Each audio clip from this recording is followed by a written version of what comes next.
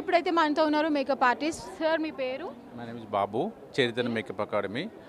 మన అకాడమీ వచ్చేసి కుక్కట్పల్లి కేపీహెచ్పి హైదరాబాద్లో ఉన్నట్టు. మీ ప్రొఫెషన్ కంప్లీట్గా మేకప్ ఆర్టిస్టా అండి? నా ప్రొఫెషన్ వచ్చేసి నేను యాక్చువల్గా 20 years నుంచి ఫిలిం ఇండస్ట్రీలో చేస్తున్నాను. సో ఇప్పుడు నా అనుకున్నది ఏంటంటే మామూలుగా 2014లో స్టార్ట్ చేద్దాం అనుకున్నాను. కొంచెం ఈవెంట్స్లో షూటింగ్లో బిజీ ఉండడం వల్ల నాకు కుదరక, సో ఇప్పుడు లాస్ట్ ఇయర్ స్టార్ట్ చేయడం వచ్చింది అన్నట్టు. మేకప్ ఆర్టిస్ట్గా ఒక బెస్ట్ టిప్, అందరికీ యూజ్ అయ్యేది, అందరికీ ఉపయోగపడే టిప్ ఏదైనా చెప్పండి మా కోసం. బెస్ట్ టిప్ అంటే జనరల్గా చాలా వరకు రెగ్యులర్ మేకప్ చేసుకుంటారు కదా, వాళ్ళు నార్మల్గా మేకప్ చేసుకుంటుంటారు. వాళ్ళు ఏంటంటే కొంచెం మనకి కాంటోరింగ్ పార్ట్స్ అవన్నీ తెలియదు, అంటే లైక్ బ్లష్ ఎక్కడ చేసుకోవాలి, ఏ ప్లేస్లో అప్లై చేసుకోవాలని తెలియదు.